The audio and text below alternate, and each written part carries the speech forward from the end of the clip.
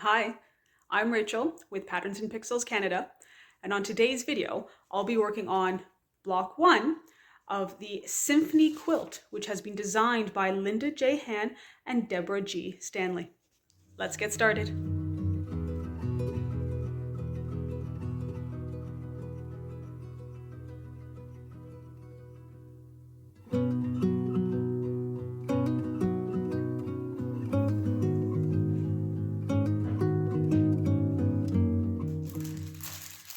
I have my first month for this block of the month.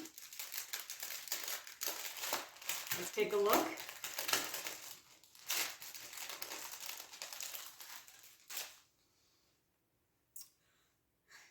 These are some very bright fabrics. Oh, they've got labels. Oh, they've got numbers. Oh my goodness. 15, or maybe 1S, 1D, 7, 1, 2, 13.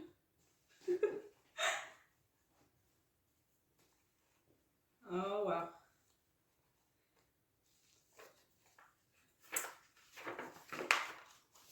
So this quilt project that I'm doing had two possible colorway options. You could do the bright or the neutral. I tend to favor the neutral colors, and so my initial reaction was to go right and do that one. But then I was thinking, because I tend to favor the neutrals, maybe I should do something with the bright colors.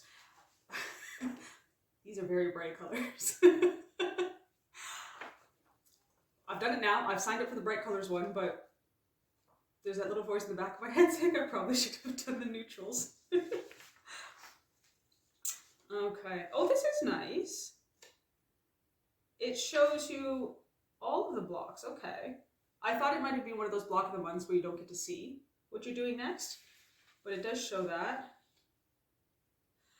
Okay, I do know the fabrics that they would have used for the neutral, so maybe I'll make the quilt again later on in neutral.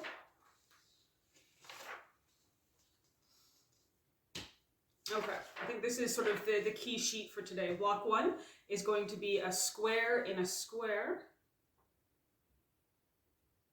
Oh, I see. I have to make the square in a square block 9 times with the different fabrics that I have here. Oh, and I can see how they're dotted around on the quilt. Okay. The first thing I'm going to do is use my best press on all of these fabrics to start with. I'll have to do it carefully because I don't want to lose any of the labels, any of the numbers that they've given.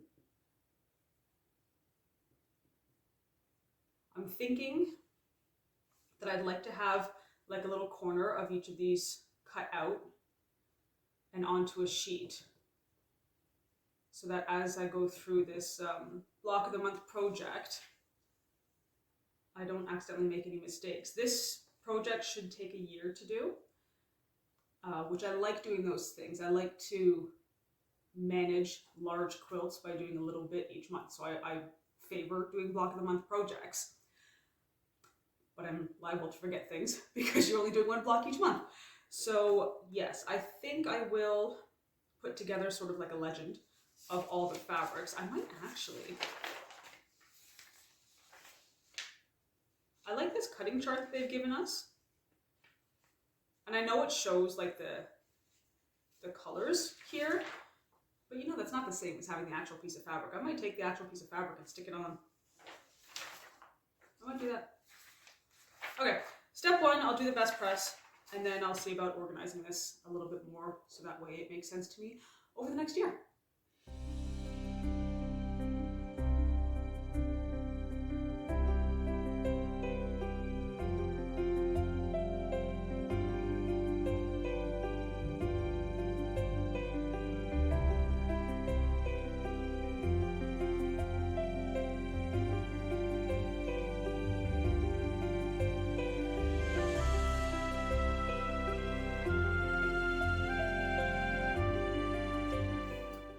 That's all of my fabric, best pressed and then pressed. So I'm ready to start cutting. I've taken a very close look at the plans and finally had that aha moment. I was very confused by this photo here, the blocks that it was showing that I was making, until I realized that they're showing them both in the color, the bright colorway and the neutral. It took me much longer than I'd care to admit to figure that out. Right now I have my blocks all in order as per the little labels that were on them. So I know the one at the very bottom is block number 1, 2, and then it comes up towards number 15. However, I did also take a photo of them before I took the stickers off. That way, if anything goes wrong, I can check the photo. I'll cut the blocks that they have asked, the sizes they've asked for, and then I will use a glue stick to take a little corner of it and stick it down onto the cutting chart they've provided, so that way I can keep my colors matched up as this project goes on. So the first one, let's move that off to the side. They would like 12 3.5-inch squares out of this fabric. Let's see. So it's a little bit wider than 3.5. That's fine. I think I'll find my straight edge.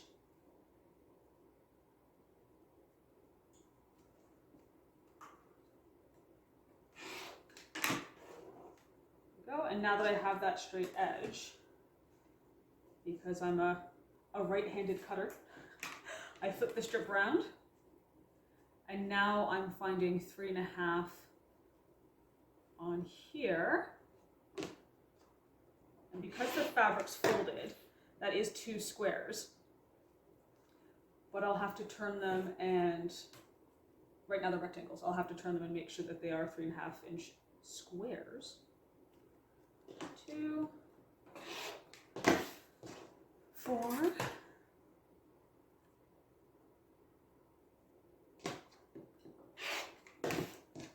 6,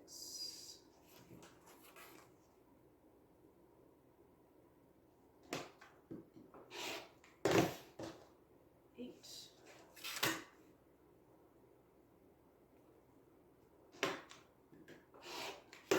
10, and 12. You might have noticed in the video that I didn't open up my fabric when I did the best pressing, unless it was like these tiny sheets. Otherwise, I left them, let me get number 2 out. I left them folded the way they came. I think ironing fabric is very much like anything else with quilting. People have their preferences. For me, I leave it folded the way it came. Best press just the one side.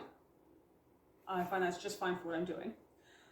I know there are some people that will open it up and really press that seam flat. That fold flat. I don't bother, because when I'm cutting my pieces, I get to that fold, I don't use it. I have my 12 pieces that I need, my 12 squares. Well, the rectangles right now, they will be squares. And this is now a scrap.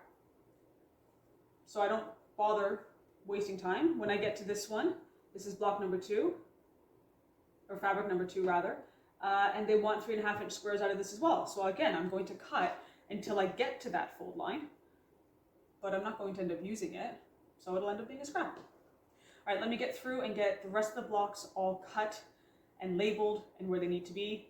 And actually, I can use a little bit of that scrap from fabric number 1 to stick onto my cutting chart. And I'll do the same for the rest, and then we can get started with the sewing. There are all my pieces cut. I've left them in the number order that I initially had them in. I've also taken a little scrap from each one and glued it onto the cutting chart that they provided. So that way I will have that as I move through this project. Now it is just a matter of following the instructions they've given for each block.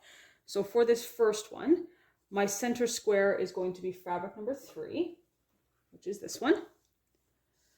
And the corners are going to be fabric number 2. So I'll need 4 of those. 3, 4, there we go. And for square and a square, what I will do is, so there we go, 2 blocks at a time. So I'll go diagonal across this, diagonal that way to fold them out like that. Then once that's done, I'll take the next 2 and do them on either side so that I end up with this image right here. And it's asked me to make 2 of those. So I'll get started with this and you'll see it in a bit. I've sewn together all but one of my square in a square blocks so that I could show you the method for creating this. So I'll just slide these ones out of the way. We don't need them right now. And we'll take a closer look at this one.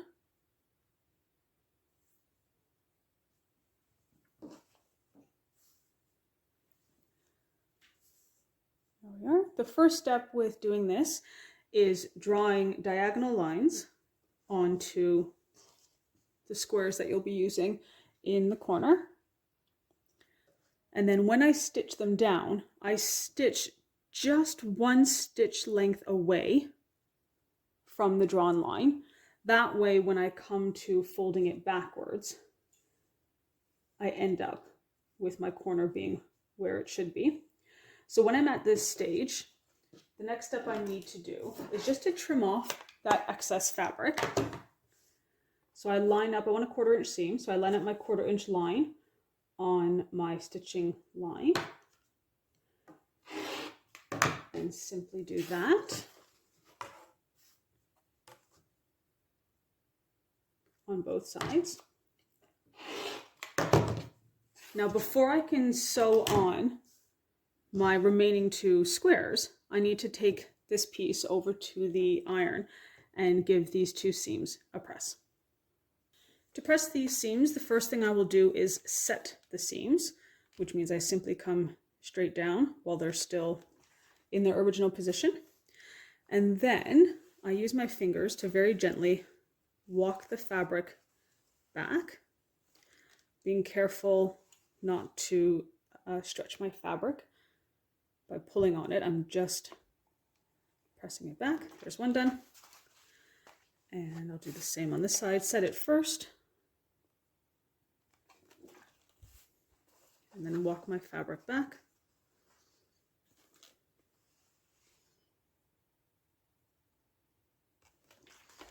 Okay, that's as simple as it is for this one. You can see what the back looks like. I'll now get those other 2 squares and sew them onto these corners. Here's that block with the next 2 sides stitched on. And you'll notice that with that, I do overlap just slightly the other seam that I had already stitched. And that helps just to secure everything in place. So the same thing I did previously, find that 1/4 inch line on your ruler and trim off the excess fabric before taking it over to your pressing mat. And then I'll be pressing it open like that. Okay, once again, you start by setting the seam. So just pressing it while it is still in its original position. And then use your fingers to walk back the fabric before pressing it again. And then same thing on this side. Set it first. And then walk it back.